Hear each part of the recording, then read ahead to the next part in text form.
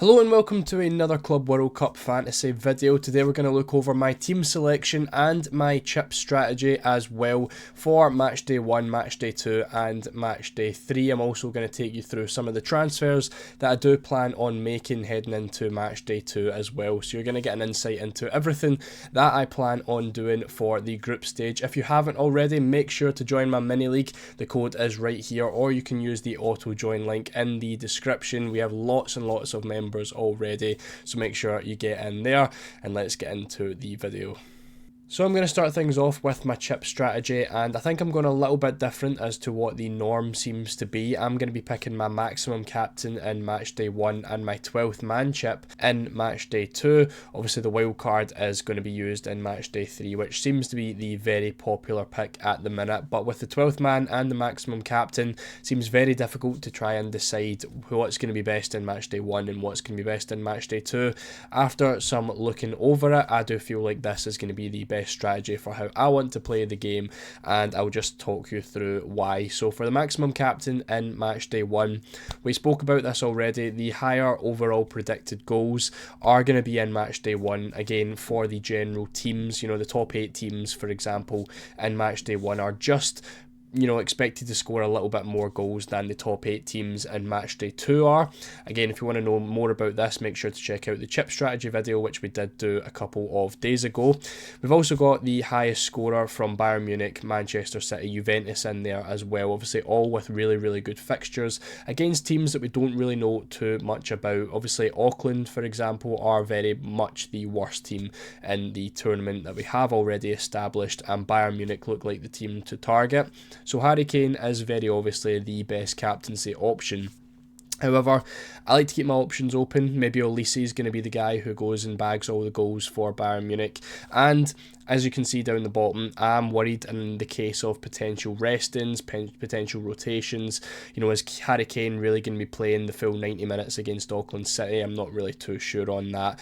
Is he even going to start? Again, we don't really know too much, as it is only Matchday 1. So for me, I'm going to be using the maximum captain just in case there is some rotations. We could be heading into Matchday 1 expecting all of our players to start, but if teams play, backup teams against these easier fixtures like Auckland City, then we could be in with a little bit of a problem, and I just want to have that maximised with the maximum captain and make sure that I do have the best possible player captained for Matchday 1.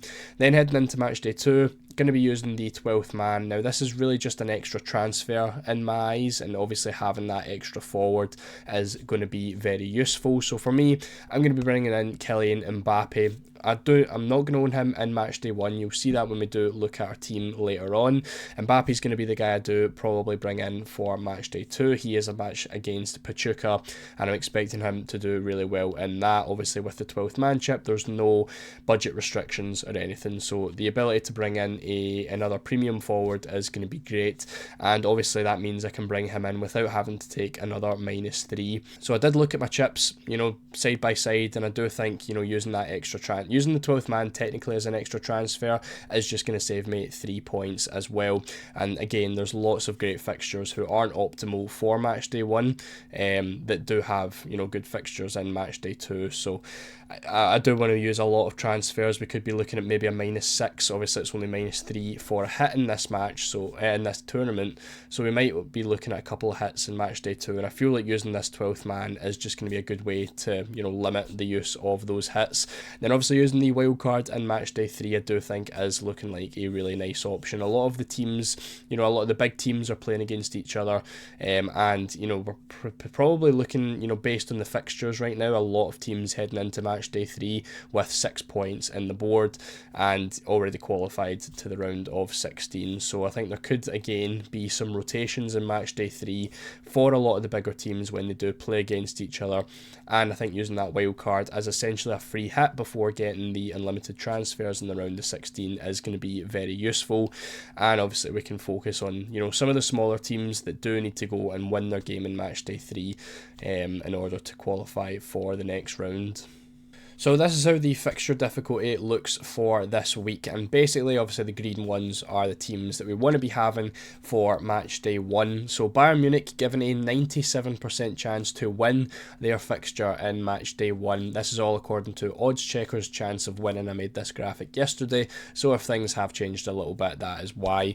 So Bayern are given a 97% chance of beating Auckland, so the triple Bayern is absolutely essential for basically any match day 1 team. You can see down the bottom as well, Auckland are given a 0% chance of winning against Bayern Munich. So Bayern are looking like the easiest team to go for. You know, Olise, Guerrero, Stanisic, Musiala, Kane, those kind of players are very, very much teams that you want to be targeting.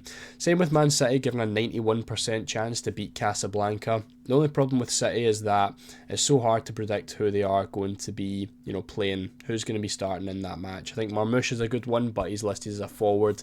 Haaland, obviously a very obvious pick. Then when you get to the midfielders, it's a little bit more difficult. Foden, Doku, you know, I don't know if Cherky is going to be added before that, but he could be a really nice option as well. In defence, you obviously had Vardiol, who could have been a nice pick, but with the signing of Ait Nouri, is Ait Nouri going to be playing at the left back? In which case, Vardiol being over 5% owned and playing at centre back isn't really going to be the best of options. So hard trying to pick some Man City players, so that is one that hopefully we can rely on some predicted lineups if you do want to go there. Then we've got Juventus and Real Madrid, two other teams who look really, really good for this week. And I think Juventus are a team that's very much overlooked. I believe it's only Cambiasso, who has just turned 5% owned, who is a player that is in Juventus, who is over 5% owned. I don't think De Gregorio's hit that yet. I think he's still at 4.9. But other than Cambiasso, every other Juventus player is under 5% owned and will get those extra 2 points, obviously with that scouting bonus that you do get in this game as well. So Juventus players could be really, really nice. They've got a great match day 2 fixture as well. Obviously they have Ali in match day 1, and then it goes to Casablanca in match day 2 as well. So if you're on that wildcard 3 strategy, Juventus definitely a very, very nice team to look at. Real Madrid as well, playing against Al Hilal, I believe it is. Players like Mbappe and stuff are going to be really, really nice. And then you've got Flamengo, Chelsea, Dortmund and Inter are 4 green teams. I think Flamengo a really, really good team for, you know, cheap players and stuff like that. We will look at a couple of those because I have picked a few Flamengo players in my team. Chelsea, a little bit more difficult, you know, someone like Cucurella is a really nice option. Sanchez in goal.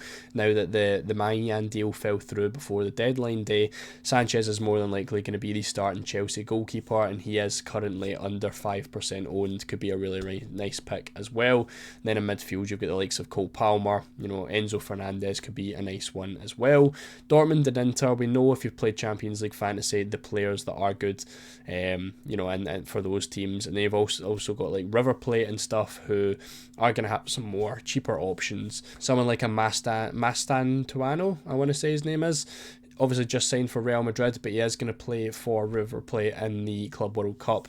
One of the cheapest players and best value, probably the best value player in the game on all set pieces for River Plate, as well as looking like a great option. So looking at clean sheet odds, we are taking this off of the 11ify website. Their link will be in the description if you want to check them out for loads of Club World Cup stats. These are going to be some of the defenders that you want to be looking at. So we've already mentioned Bayern, City, Juventus and the players that are going to be good from these teams, but this is kind of what I've been looking at to try and pick my defences. Now Bayern obviously playing against Auckland. For me, I'm focusing more on the attack, so I don't have any Bayern defenders in my draft at the minute. I do have a triple up on the attackers, but an 83% chance of a clean sheet if you can get someone like a Stanisic who is under 5% owned, and hopefully he does go and play in that match. He's obviously going to get the extra 2 points because all a player has to do is score 4 points and then they get that scouting bonus, which is the extra 2 points if they are under 5% owned. So you're essentially getting an extra 2 points anytime a defender picks up a clean sheet. So that's something that I've kept in mind with my team.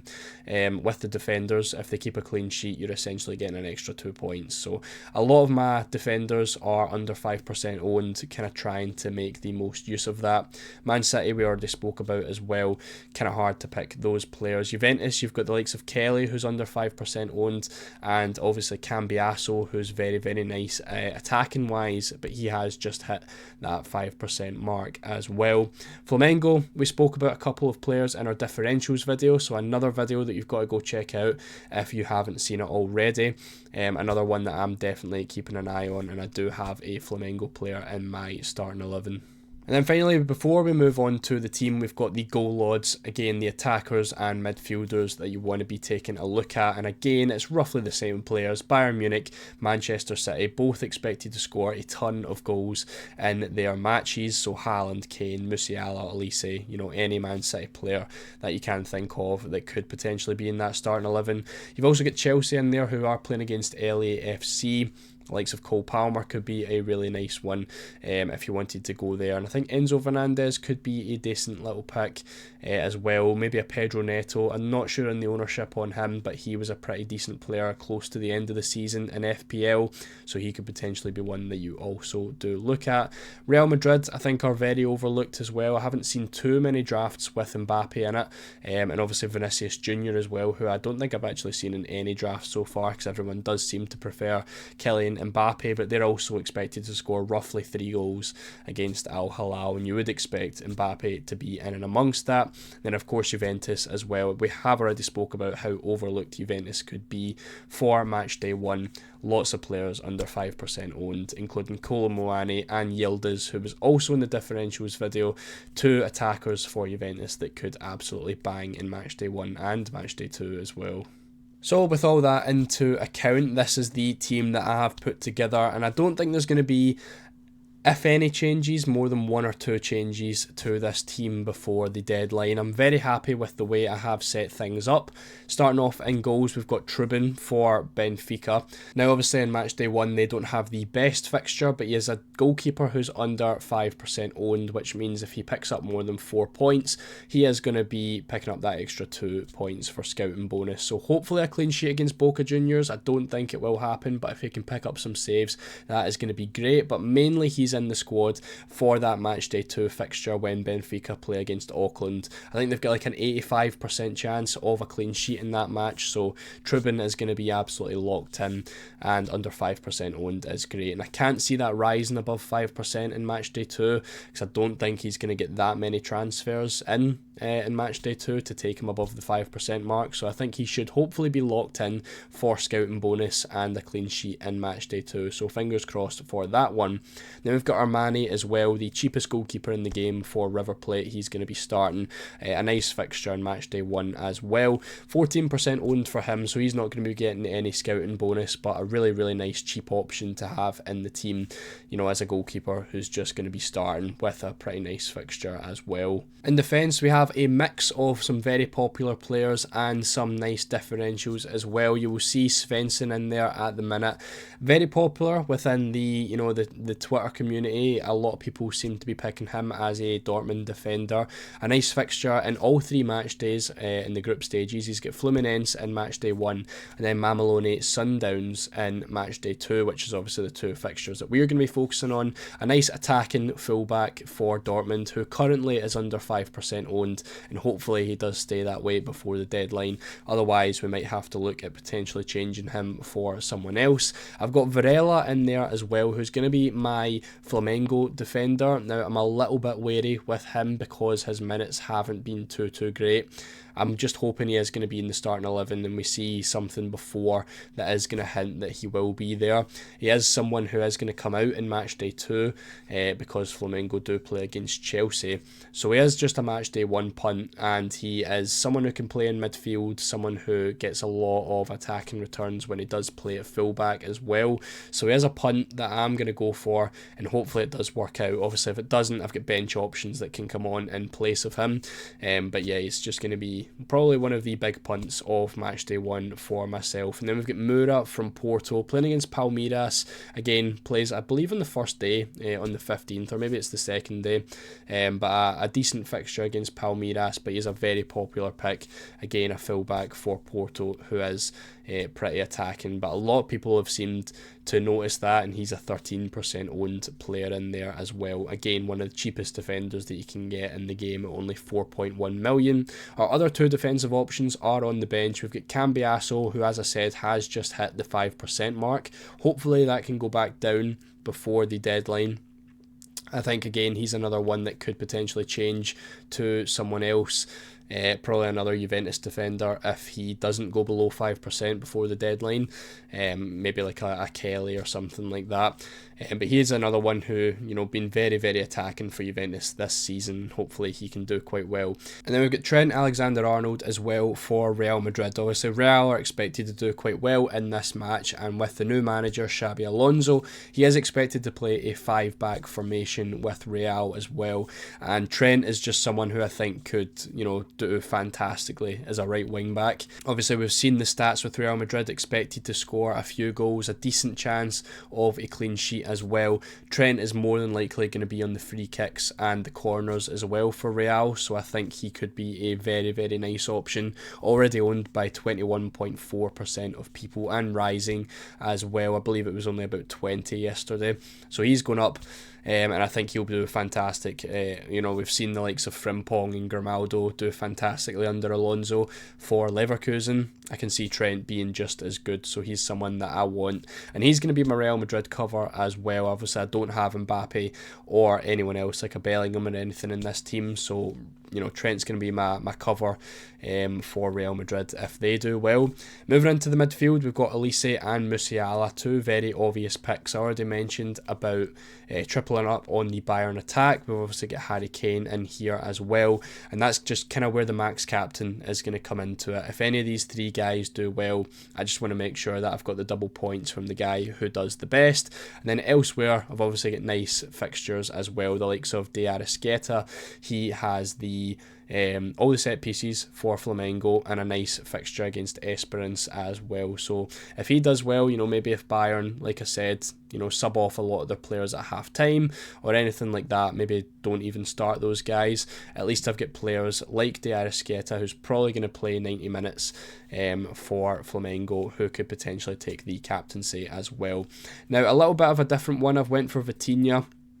I didn't have much money in the bank. He's only 6.1 million, and I was heavily between Enzo Fernandez and Vitinha for that spot. Now, obviously, you get extra points for chances created, and you get extra points for tackles as well. Now, Vitinha was the highest for passes completed in the Champions League this season, so I think he's going to be someone that can create a lot of chances for PSG, and obviously put in some tackles. Obviously, the big reason as well is he is on penalties for PSG too. So, despite the fact that he has a pretty difficult fixture against Atletico Madrid, I still think there's a good chance he picks up some points, and they have a nice Matchday 2 fixture as well against Botafogo. So I think in that cheap midfield bracket, he is one of the best options that I can go for, and I do think PSG have a good chance of doing well against Atletico anyway. And then speaking of cheap midfield options, we've got Mastantuono as well, 18% owned, probably the best value player in the game. We don't really need to speak too much on him. Only 4.3 million with a lovely little fixture as well. And then finally, the front three, Haaland and Kane, very obvious reasons why they are in there. Haaland against Casablanca and Kane against Auckland. And then my third striker spot is going to go to Yildiz. Not enough money in the bank to afford Kolo Muani, so I was kind of like, I feel like those two are a little bit of a 50-50. Yildiz obviously doesn't play as the direct striker, but he does take corners and stuff. He's got more of a chance of picking up assists, and I feel like his goal threat is just as good as Kolo Muani as well, for 0.7 cheaper. So I really like him as a pick. Again, only 2.3% owned, so going to get the scouting bonus if he can do well, and a really, really nice pick. Someone I have left out is going to be Samu from Porto, I think 4.2 million striker. A really, really nice one, but again, I think there's only 3 striker spots. I think we could be looking at a lot of rugby scores in this tournament, and Porto don't have the best of fixtures in Matchday 1 and Matchday 2, so rather than going for the cheap, good option. I wanted to go for someone who can hit hard in Matchday 1 and do quite well. So I wanted to spend a little bit more money on the front three for Matchday 1 and Matchday 2 as well. So that's how my team is going to look. Looking at it a little bit more technically, you can see on the left hand side my fixture difficulty for all of my players in Matchday 1. In the middle we have our transfers. Now I'm going to be looking to take a -6. Obviously we get 2 free transfers, so 2 of those transfers are going to be a -3, and we're going to end up with the team on the right hand side in Matchday 2. Now very likely this isn't exactly how it's going to look. Obviously we have a full Matchday 1 to go, and there probably will be a lot of changes to the team that aren't going to be exactly laid out the way they are right now, but this is just a rough early plan of what I want to do. Now coming in is going to be Pavlidis and Akturkoglu from Benfica, again to target the Auckland match, which is going to give me triple Benfica. Obviously Trubin in goals, hopefully for that clean sheet and scouting bonus. We're going to have Akturkoglu in midfield and Pavlidis for whatever goals Benfica happen to score. Going to bring in Dumfries as well in defence. Was very 50-50 with him and Hakimi, but I have opted for Denzel Dumfries. And then we went for Lloyd Kelly as well from Juventus. Again, another Juventus player to bring in who have really nice clean sheet odds against Casablanca in Matchday 2. And that's going to give me the triple up of Juventus as well, including Yildiz, Cambiasso and Kelly as well for Juventus. Now, I'm obviously taking out Harry Kane here as well. This is just to fund the other moves. Obviously, trying to take out Flamengo players against Chelsea isn't the easiest in the world because they are quite cheap.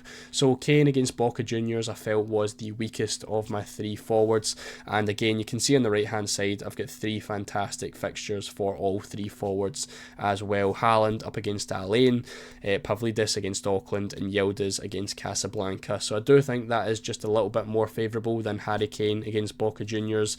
We'll probably end up regretting that, but I feel like that's just the easiest way to gain the money for that game. And then obviously we're using our 12th man in Matchday 2 that you can see down the bottom on Kylian Mbappe, who is going to be playing against Pachuca. So really, really nice team. I'm very, very happy with the way it looks. So that's going to be it for today's video. If you did enjoy, make sure to leave a like and subscribe for Club World Cup fantasy content throughout the entire course of the tournament. Make sure to join the mini league as well if you haven't already. Again, the auto join link is down in the description, so make sure you use that if that is easier for you. So let me know what you think of the team down in the comments. Make sure to let me know what your team is looking like and what kind of changes you would make to my team if it was yourself personally. So once again, thank you all for watching, and I'll see you all in the next video.